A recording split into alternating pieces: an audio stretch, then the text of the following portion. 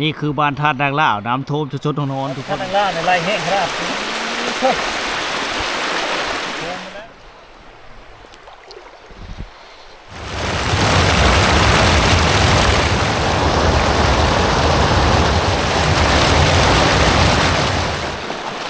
น้ำซอน้ำจืดแก้ไขด้วยการห้ามรถทุกคนเจ้าห้ามรถเล่า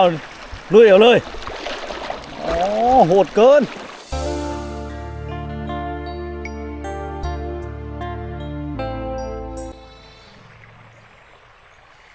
กราบทักทายชาวบ้านดีย่ำสาวๆทุกคนนะ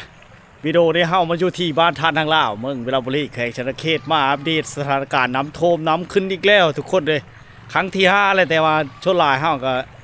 บอกก็ได้ค่อยมาเนาะ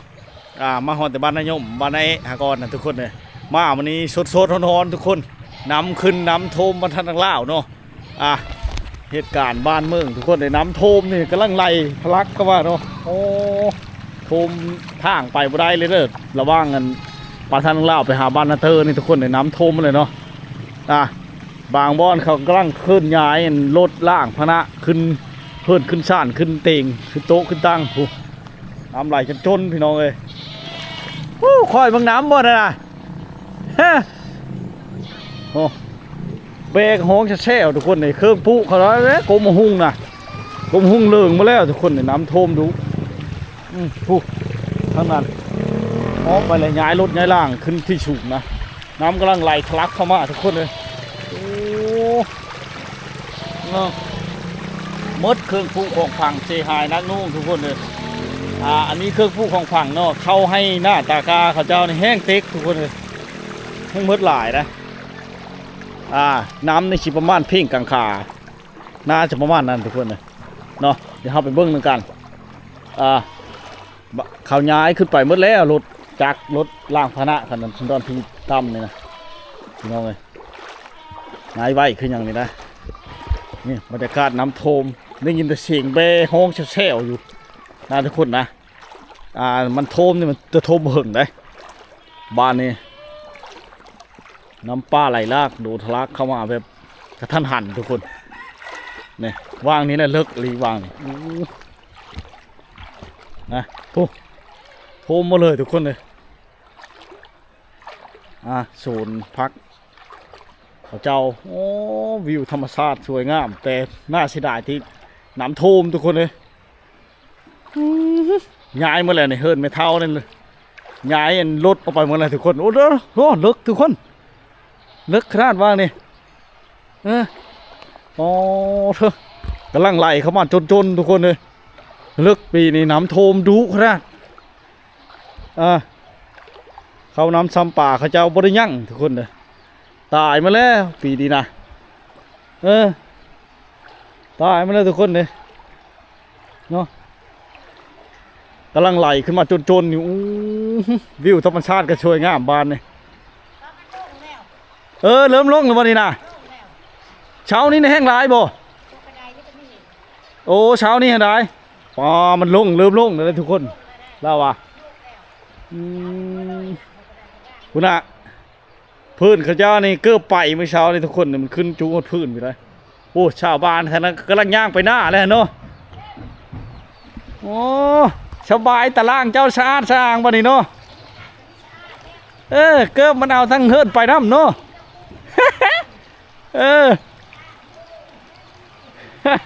รถล่างเล่าโบวี่เลยทุกคนเดี๋ยวเราย้ายไปหมดเลยย้ายไปหมดเลยพุ่นบ่เต็มอยู่พุ่นโอ้โทมดูโทมคักโทมเน่ดิสิเข้าหน้าแล้วสิตายไปเลยเนาะ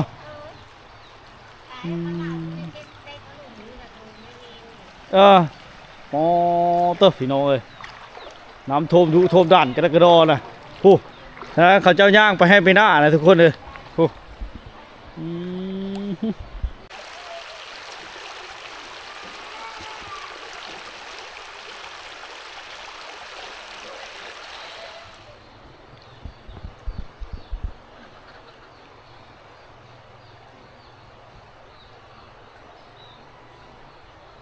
น้ำท่วมทุกคนเลย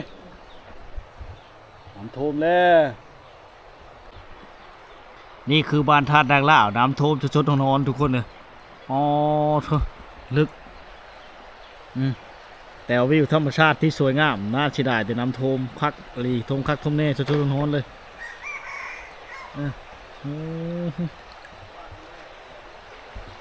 น้ำมื้อเช้าในแห้งหลายตอนเช้าเลยทุกคนเนาะยางมาเครื่องบ่ยางมาเฮิดโอ้ลึกเนาะหาก้อนนะแห้งท่วมคักก็นี้บ่คุณอะทุกคนเลยขึ้นเฮิดก็จนยะเราก็ได้โหขึ้นได้ก็จนขึ้นไวน่ะเนาะ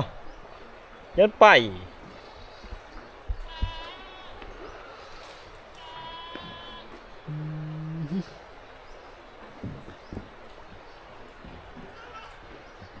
หาตึกจะลุงอยู่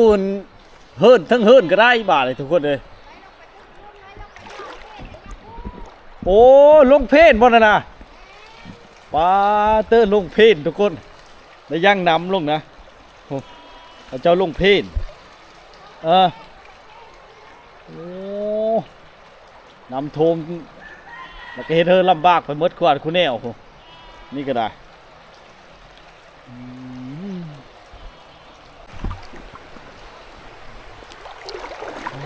น้ำลึกเลยทุกคนเลยอันตรายปีนี้น้ำท่วมดุฮะแต่ชาวบ้านเขาเจ้าก็บ่ได้ตื่นตระหนกได้เกณฑ์นี่ได้เพราะว่ามันลึงแล้วแต่ละปีมันต้องท่วมแต่ว่าปัญหามันสิท่วมหลายหรือท่วมน้อยหรือว่ามันสิเลิกหรือตื่นนะทุกคนนะเนาะกูเลยเห็นกันช่วยกดไลค์กดแชร์ทุกคนน้ำท่วมน้ำปลาไหลหลากขึ้นมาท่วมบ้านท่าดังล่าวเนาะ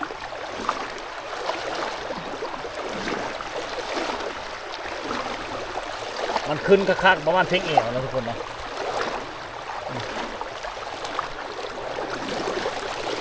มันขึ้นดุขึ้นดันอะไรปีนี้นะทั้งท่าเลยทุกคนมันท่วมนะชัดสาวัดซิงเขาเจ้าหนีขึ้นเมื่อแล้วทุกคนเขาเจ้าย้ายเมื่อไปเมื่อไรผมมีเลยเนาะได้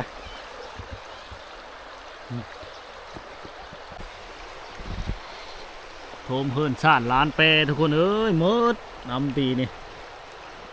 เสียหายนักน่วงเลยบ้านใดกันปีนี้นะน้ำท่วมดุชาวบ้านเขาเจ้าก็อยู่ทั้งเฮิรนเพื่อเฮิรนมันยันชับชิงของเสียหายคนเอ้ย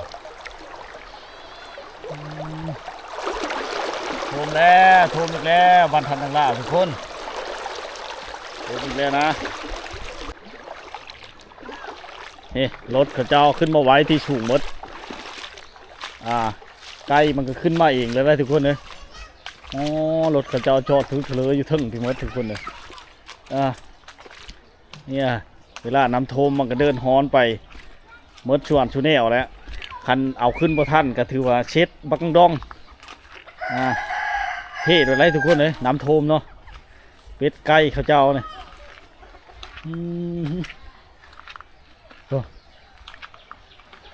น้ำไหลจนแถวตะโลตะล่างกันบ่ได้ยั่งทุกคนเลยนั่นเลยเขตนี้เขาเจ้าเฮ็ดเหลาเข้าสูงทุกคน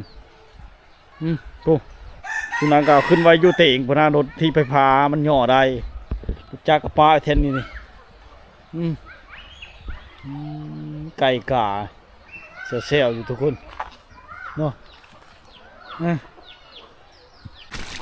มันโทมแต่หึงหรือเปล่าแต่เช้านี่บ่เนี่ยแต่ดึกผู้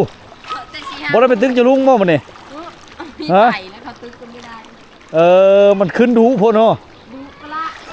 ป่าน้ำมันเข้าห้องน้ำบ่นะบ่ตักเขาเลยน้ำนี่สบายเนาะรอดเลยน้ำรอดเลยโอ้อันนี้นะมันเริ่มลงแล้วทุกคนเลยมื้อเช้านี่หลายเขาเจ้าพี่น้องฮอดถึงพุ่นนะลงเป็นเมตรแล้วทุกคนเลยมันน้ำลงนะโอ้ได้ยินแต่เสียงจนทุกคนเลยนี่แหละน้ำโทมเฮ็ดเธอทุกชิ้นทุกอย่างก็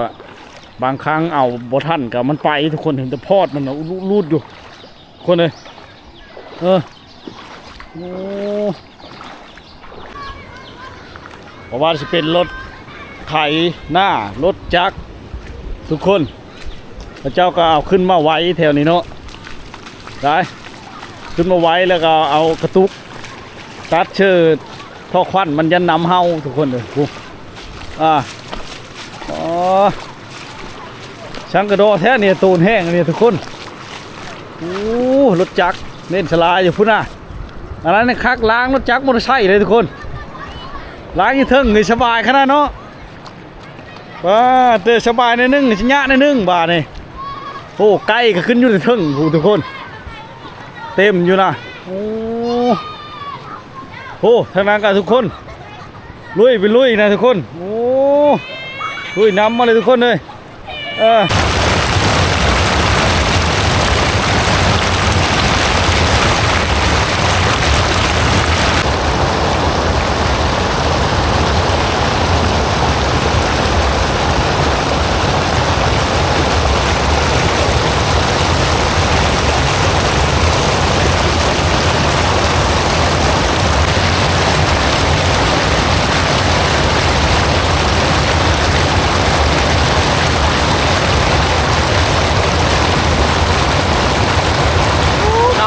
ทุกคนเลยลึกมุ่งมัดเขาเลยนะเขาก็เป็นพ่อดูลูกดูมุ่งล้วนเลยนะลึกถือว่าน้ำท่วมนี่ครั้งที่5เลยนะแต่เข้ามาอัปเดตประทันทุกคนเลยแต่ละครั้งนี่เนาะแต่ว่าครั้งนี้ถึงมานักถึงพูดน้ำเนี่ยชาวบ้านเขาเจ้าก็ทำมาหาอยู่หากินตึกจะรอดจะลุ่งบุทางนั้นกันเครื่องของอย่างต่างๆต้องเกียมไว้อยู่ที่สูงตลอดเลยบอกว่าจะเป็นรถล่างพาหนะเนาะนี่ว่าต่างๆทุกคนเลยเพราะว่าน้ำมันขึ้นดุปีนี้นะท่วมตลอดเลยนะแต่ว่าแห้งงามทุกคนมาบ้านนี้นะวิวธรรมชาติที่สวยงามเนาะแห้งงามคักทุกคนเลยสุดยอดทะเลหมอกแล้วก็ทะเลทางลุ่มพร้อมพี่น้องเลยเป็นทะเลทางลุ่มพร้อมนะงานนี้พระธาตุนางล่าวกับปะยูและน้ำท่วมแล้วทุกคนเลยพระธาตุนางล่าวกับปะยูเลยเนาะงานนี้ท่วมแน่นอนเลยทุกคนโดมแล้วตึกจะลุงทั้งหน้าเฮิร์นก็ได้นะสะดวกสบายทุกคนเลยแต่ว่าเครื่องของนั้นต้องเกี่ยมไว้น้ำเริ่มลงได้แล้วที่คุณย่างตรงมันมัดเน้นไว้ย่างดีนะทุกคนนะ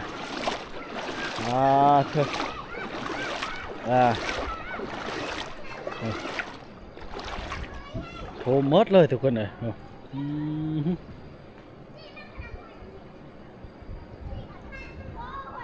นี่แหละเหตุการณ์น้ำท่วมทุกคนโดนชุดเนาะที่บ้านทันนางลาวเฮาก็ได้มาอัปเดตให้พี่น้องได้มาติดตามรับชมนะวันนี้ก็เป็นวันที่15ทุกคนที่15เนาะ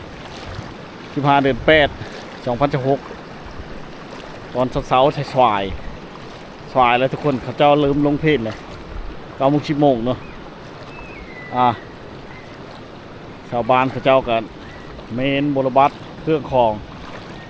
เพราะว่าน้ำท่วมทุกคนเลยพี่พื้นเขาเจ้าไหลมาพี่ทุกคนไหลมาเนาะมีมดพื้นเขาเจ้านะเกือบไปนี่พื้นเขาเจ้านะว่าน้ำไหลแห้ง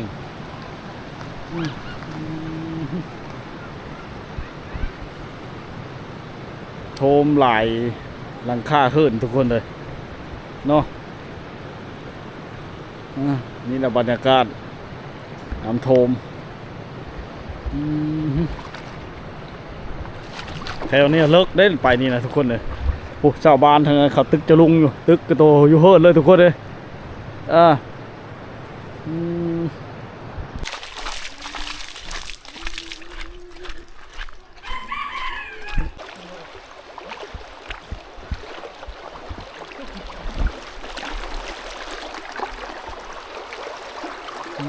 ชาวบ้านเขาเจ้าแก้ไขด้วยการห้ามรถทุกคนโอ้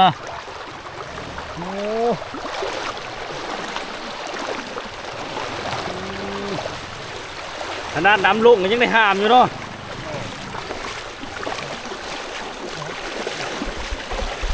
ห้ามมาไว้นี่บ่นี่นะดิชิเมอร์พุ่นนะเอามือได้บ่ทางนี้นะบ้านนั้นนี่บ้านดุบังนี่ไปบ่ได้แหละมีเห่อบ่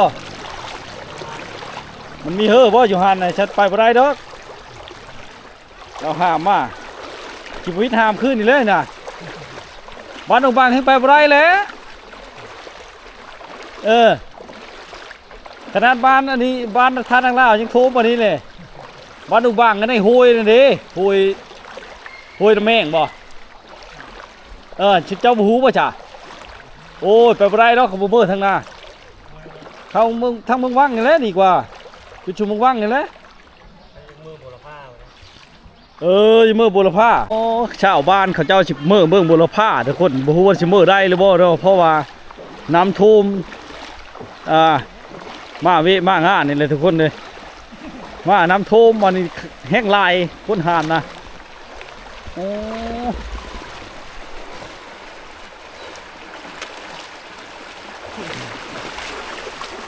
จะพ่อจะไปทางนี้แล้วฉันจะมือบุรพาพุ่นเนาะ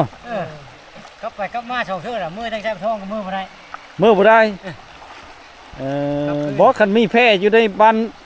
อันที่เข้าบ้านห้วยพายมันมีห้วยนะฮะคันมีแล้วมือได้เลยนี่น่ะโอ้ยได้เลยคันว่ายันได้มันฆ่านะฮะเลยแต่คอยมาพอชมมาแต่บุรพาก็ฆ่านะฮะแล้วมันนั่นน่ะแต่พุ่นเจ็ดมือขึ้นหลังพุ่นได้ยกจ้ะหลายคนนี่ใครได้หามเฉดียว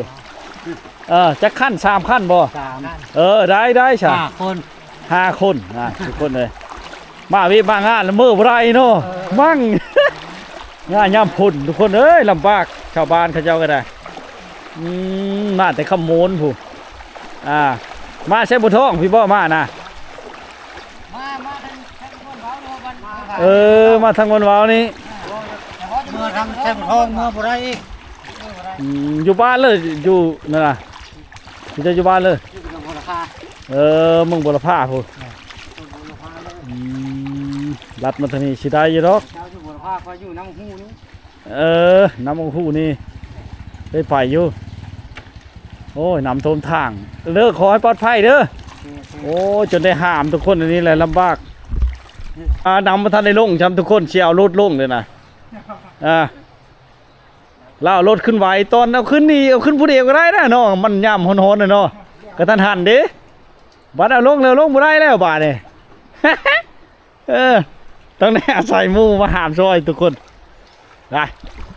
นี่เราบรรยากาศเขาเจ้าหามรถไปบางเลิศนี่ทุกคนโอ้ยน้ำลายต้องได้หามไปทุกคนเลยน้ำก็ยังซัดแห้งอยู่นะแต่ว่าน้ำน่ะใกล้ลืมลงเลยนะเพราะว่ามันมาไว้ขึ้นไว้ลงไว้น้ำท่วมกับพลันน้ำปลาไหลลากทุกคนเลย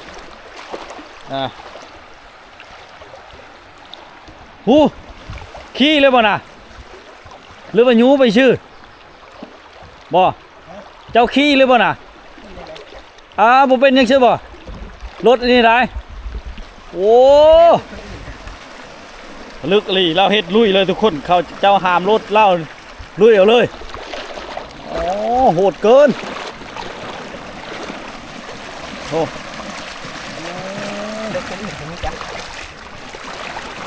ก็เป็นยังเชื่อเนาะป๊อดโทรมันรถทุกคนรถที่ไฟฟ้านะโทรมันรถ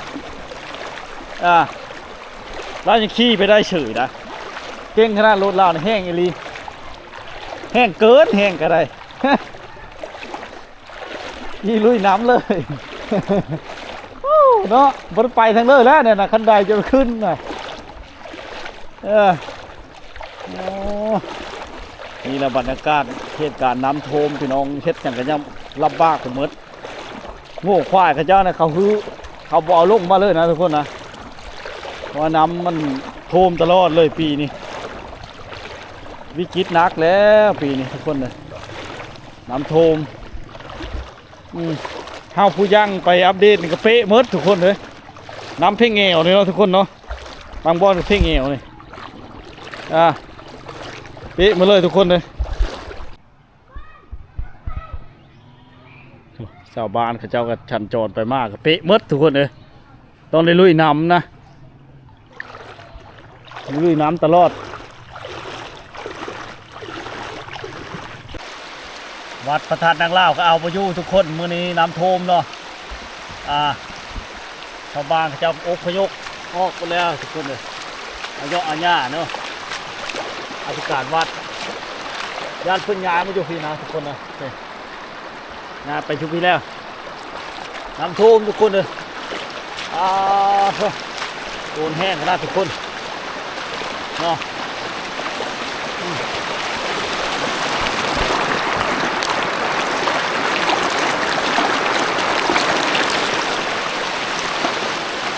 โทมพุ่นชาวบ้านเขาเจ้ากัน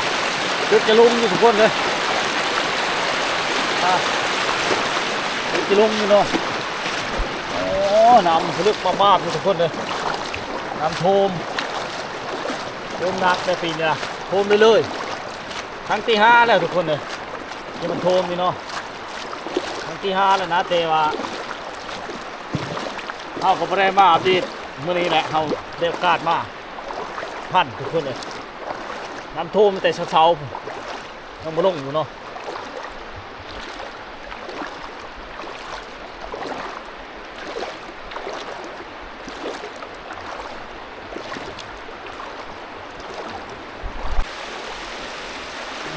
น้ำไหลแห้งทุกคนเราจะคัดด้านล่างในไหลแห้งครับท่วมมาแล้วทุกคนเลยท่วมแห้งครับเข้าไรก็เราทุกคนเนาะน้ำไหลแห้งอยู่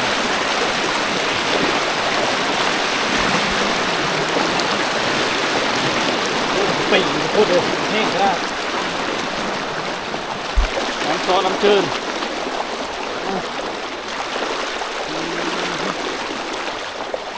ใช่แต่น้ำเริ่มลงแล้วทุกคนเลยท่านนี่โอ้ยเบาๆเลย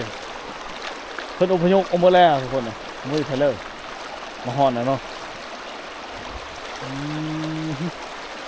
โทมมาเลยทุกคนเลยพระธาตุนางล่าวเนาะจริงจากชิดคูบานคูเมืองพระธาตุนะบริโทมนอกทุกคนเลยเนาะแต่ละเธอนะมันจะลาดเที่ยวบริเวณทางนอกเนาะทางในนะมันจะบริโทมได้ทุกคนเลยแต่ละเธอได้เป็นชิงชักชิดคู่บ้านคู่เมืองของชาวพุทธไทยชาวพุทธทั้งหลายเขตนี้เนาะ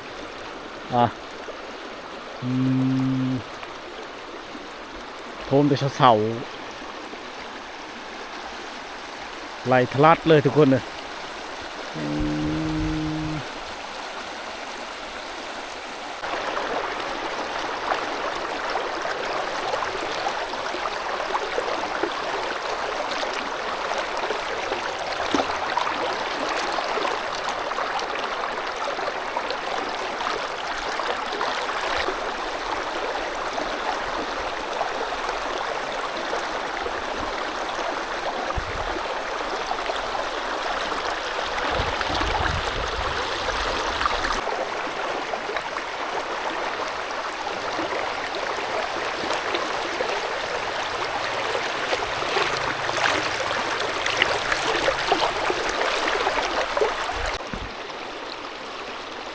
พระธาตุนางล่าวบรรดาพี่น้องน่าจะเคยเห็นเนาะวันนี้น้ำท่วมแล้วทุกคนเลยท่วมบริเวณวัดเนาะท่วมบริเวณวัดเลยทุกคนเลยแต่องค์พระธาตุนี่ไม่ได้ท่วมเนาะ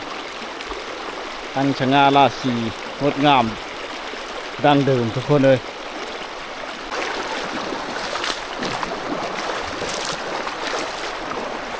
น้ำแห้งขนาดทุกคนโอ้น้ำแห้งขนาดเนาะออกไปได้ขนาดทุกคนมุนมาแล้วทางเข้าวัดนี่ทุกคนเลยใช้งบประมาณหลายเลยเนาะนี่คนก็ขับขี่เราทุกคนน้ำไหลแห้งน้ำไหลแห้งไปได้ทางเข้าวัดนี่ทุกคน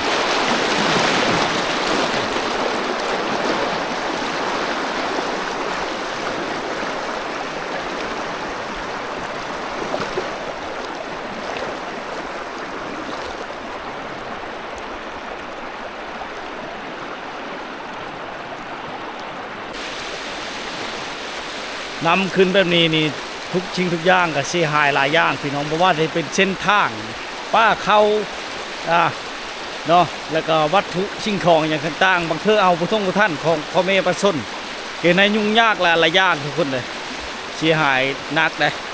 เนาะเพราะว่าชีบ้านท่านต่างลาวเพราะว่าชีบ้านอื่นเมืองอื่นแถวคำม่วนสวรรณเขตหรือว่าหลายๆแขวงหลายเนาะของประเทศลาวนี่โอ้เสียหายนักน่วงทุกคนเลยเนาะปีนี้เนี่ยฝนตกหลายบ้านเดียวเฮ็ดเธอเอาอย่างกับท่านก็มีนะครับความเสียหายหลายทุกคนเนาะนี่แหละน้ำท่วมตลอดเลยปีนี้โอ้ท่วมดุท่วมดีรีรอท่วมตลอดเลยทุกคนเลยวัดพระธาตุนางลาวเด้อนี่ก็มุ่นหมดเลยนะทางเข้าในพี่น้องน้ำชอบไปหมดแล้วกี่หินนะ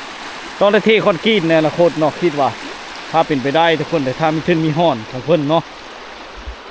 หรือว่าภัยอยากบริจาคการบริจาคกับบริจาคได้ทุกคนเลย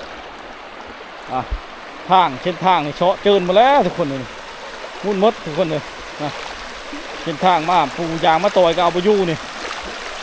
น้ำเฉาะน้ำเจินนี่มุ่นมาแล้วทุกคนเลยโอ้นี่ละนี่น้ำเฉาะน้ำเจินนี่มดโอ้มันคนกระหาตึกจะลุ่งทุกคนเลยลึกอยู่เนาะ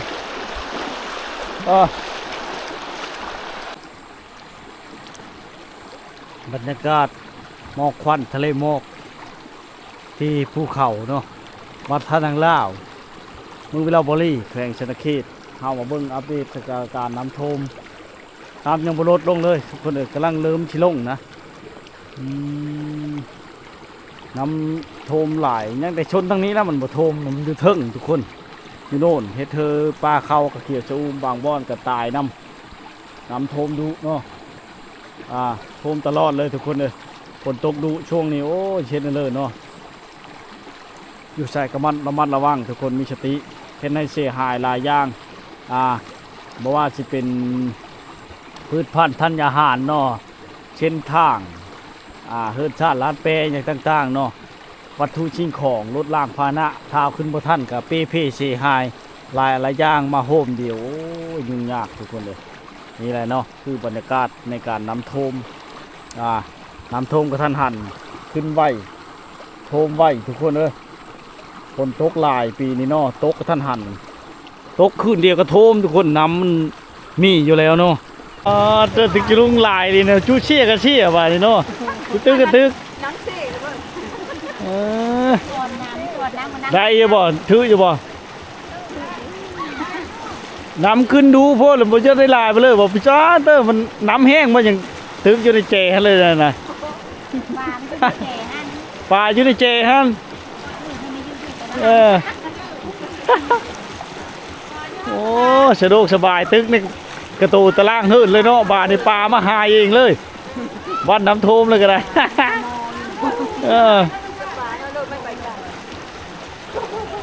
บ่ต้องไปไก่นะอยู่คือในโลดอยู่ตะล่างหื่นก็ได้กินป่าทุกคนเลยโอ้ชาวบ้านก็จะตึกป่าสบายขนาด